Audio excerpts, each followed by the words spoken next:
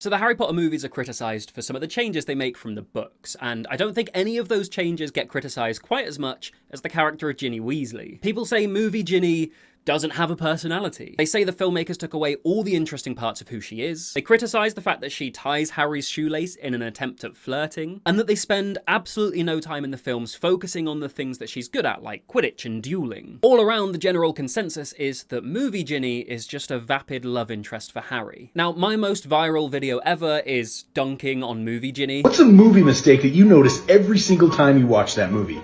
Okay, I notice this every time I watch Harry Potter.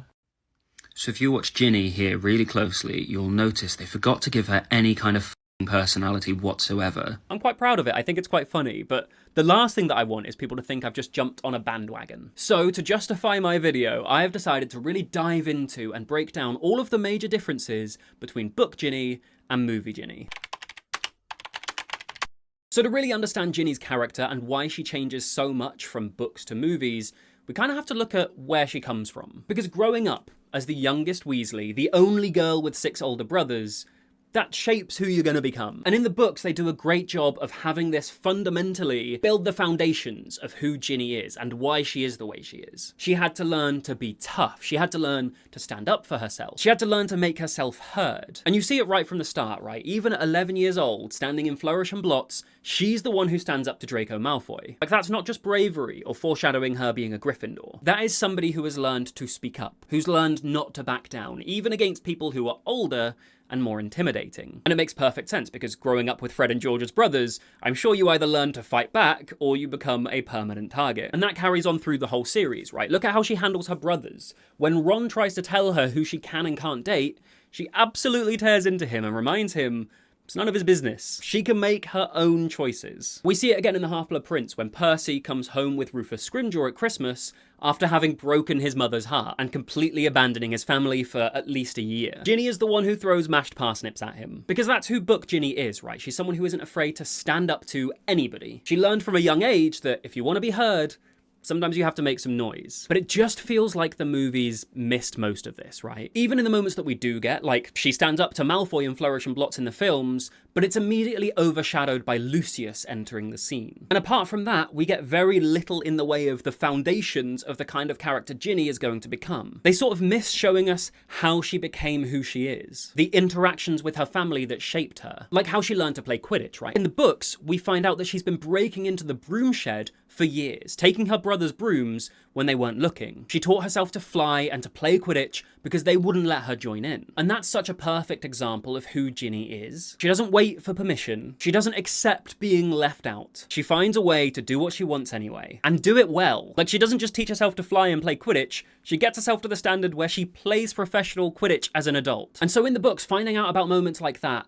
really shows us that Ginny grew up in this family, and that made her resourceful. It made her independent, and it made her someone who could stand on her own. The movies don't really give us any of that. They don't show us how she learned to be strong, how she learned to be fierce, or how she learned to hold her own. In fact, they kind of don't even show us that she can be fierce and hold her own. And so without all of those foundations, and without understanding where she comes from, movie Ginny just sort of feels flat. Like she has no depth, no history, no real personality of her own. Because you can't understand who Ginny becomes without understanding where she started. You can't appreciate her strength without seeing what made her strong.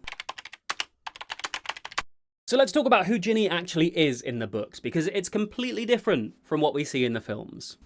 In the books, Ginny is this force of nature, right? She is confident, she is witty, she's got this sharp sense of humour that can cut through any situation. Like when Harry is worried that Voldemort might be possessing him, and he's isolating himself from everyone, Ginny is the one who calls him out. Well, that's a bit stupid of you, she tells him, seeing as you don't know anyone but me who's been possessed by you-know-who. Book Ginny is direct and unafraid to tell Harry Potter himself when he's being an idiot, but also understanding exactly what he's going through. And this is kind of a key moment for Ginny, because it's showing us that what happened in the Chamber of Secrets hasn't just left her. She hasn't just forgotten about it, as though it happened to someone completely different. But we don't even get that moment in the movies. She barely speaks, and when she does, it's usually awkward, like that whole shoelace scene. Shoelace.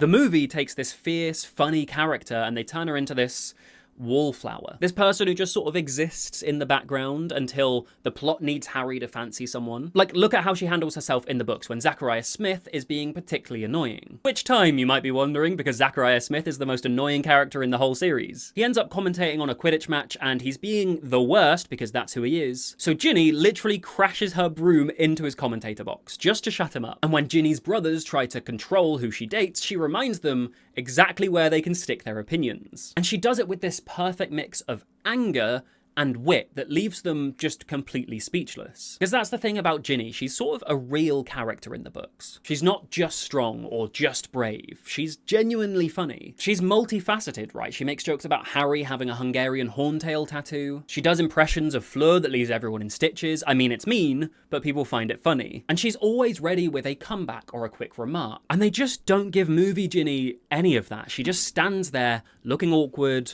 being quiet. It's like they took everything that made Ginny interesting, everything that made her unique, and they just sort of erased it and replaced it with this completely different person. And the thing is, this isn't about Bonnie Wright's acting, though I know some people will put it on her. It's about how they wrote the character when they put the films together, what they chose to show and what they chose not to include. Because look, Bonnie Wright can't play a personality that isn't in the script. You can't show confidence the director doesn't want. You can't deliver witty lines that were never written. I know for some people that's a hot take, but I really don't think Bonnie Wright is the problem. So here's the thing about book Ginny, right? She's not just Harry Potter's love interest. She's not just Ron's little sister. She's actually really talented in her own right. Let's start with Quidditch, right? In the books, Ginny is an amazing Quidditch player, and not just in a convenient plot device kind of way. Well, okay, kind of it is a bit plot convenient, right? She starts off being a substitute seeker when Harry has to sit out, and then when he comes back, she ends up being conveniently a very good chaser too, so she can stay in the team. But despite that convenience for the plot, we actually see her develop as a player. And we get given an explanation as to why she's so good that's really in character for her. We learn that she'd been sneaking out to practice since she was 6, breaking into the broom shed when her brothers weren't looking, teaching herself to fly, teaching herself to play Quidditch because they wouldn't let her join in. Which is really sexist of the Weasleys, by the way. I feel like that detail gets passed over quite a lot. What, because she's a girl, she can't play? Maybe it's because she's the youngest? Maybe Molly's really protective of her baby and is like, no, she can't go on a broom. Either way, it pays off when Harry is banned from playing Quidditch. Ginny steps in as Seeker and she leads Gryffindor to victory. And actually that's a fundamental part of Harry realising he has feelings for her, seeing her as this brilliant, competent Quidditch player. And then later she goes on to become this incredible chaser, so good that she eventually plays professionally for the Holyhead Harpies. All of this kind of fundamental to who Ginny is and to the relationship she ends up having with Harry. But in the movies, we barely see her on a broom. We never really get to see her talent, and we never get to see this huge part of who she is, besides shouting at people during tryouts. And it's not just Quidditch that's glossed over in the films, right? Book Ginny is an incredibly powerful witch. She is famous across Hogwarts for her bat bogey hex. It's so impressive that even Slughorn invites her to the Slug Club, his elite club, just because he saw her cast it. That's how good it was. Remember, Slughorn only has time for the biggest, best, and most powerful witches and wizards. And after a single curse, he's like, yeah, Ginny's one of them. Not to mention, in the books, she's one of the few students who can produce a full corporeal Patronus. She is brilliant at defensive magic, she is a natural leader, and that brings us on to Dumbledore's army. Because in the books, in the Deathly Hallows, when Harry, Ron, and Hermione leave Hogwarts to hunt Horcruxes, Ginny is one of the leaders of the Resistance, along with Neville and Luna. She is teaching other students how to fight, she's organising rebellions across the school against the Carrows. She even leads the team to try and steal the Sword of Gryffindor, because that's who Book Ginny is. She's someone who steps up when things get dark, when things get tough, and she fights back, and she leads.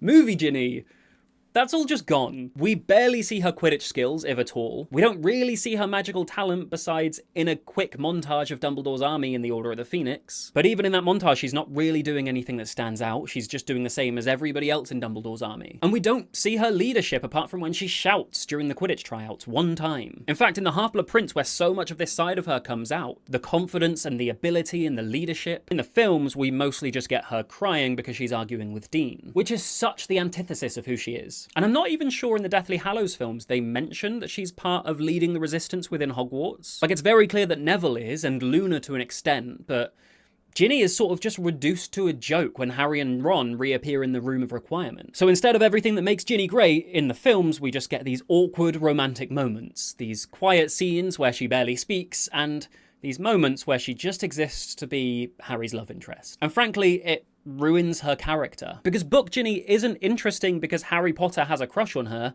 Harry Potter has a crush on her because she's interesting. She is this powerful, capable witch, a talented athlete, and a natural leader. The movies just strip all of that away. They take this complex, capable character and they reduce her to just the girl Harry ends up with. So one of the most frustrating things about movie Ginny for me is how they completely strip away all of her relationships. And I'm not just talking about her love life and her relationship with Harry, I mean her friendships and her relationships with her siblings. She has all of these deep, complex bonds with other characters that are just gone in the films. Let's start with Hermione, because in the books, these two are actually really, really close. They share secrets, they confide in each other. Hermione even stays in Ginny's room when she goes to the Burrow. I can imagine part of that is just because Molly doesn't believe in co-ed sleeping arrangements. But still, they're bound to bond and get close if they're staying in the same room for an entire summer. Or maybe even multiple summers, because don't they room together in Grimmauld Place too? And Ginny really helps Hermione to navigate her feelings for Ron, while Hermione helps Ginny to get over her crush on Harry by just telling her, date other people. Learn to be yourself around him. In the movies, these two characters barely interact directly. You'd never know they were meant to be good friends, or future sisters-in-law. They're just two people who happen to be in the same scene sometimes. Then there's Luna, another friendship that got completely sidelined. In the books, Ginny is one of the few people who actually stands up for Luna, who defends her against her bullies, who actually sees past the Loony Lovegood nickname to the person underneath, and she even tells Ron off for using the name Loony Lovegood. Luna even paints this beautiful mural in her room of all of her closest friends, including Ginny. That's how important their friendship is to her. But in the movies, do we even see them interact? I know they both go to the ministry together to fight, but I'm not sure we see them have much of a conversation. And then there's Ginny's relationships with all of her brothers as well. The movies completely miss how she learned to hold her own. Growing up with Fred and George's pranks, standing up to Ron's overprotectiveness, throwing mashed parsnips at Percy when he betrays the family. This is someone who grew up with 6 older brothers who had to learn to be tough and to be fierce and to fight back. But movie Ginny might as well be an only child. We never really see that side of who she is, or how it shaped her. The movies just sort of take this character who is rich and complex and has all these relationships, who is shaped by her interactions with her family and friends, and they turn her into this isolated figure who only exists in relation to Harry. And it's such a shame because these relationships weren't just background detail. They were fundamental to who she was and to why she became such a strong character, and why she and Harry actually made sense together.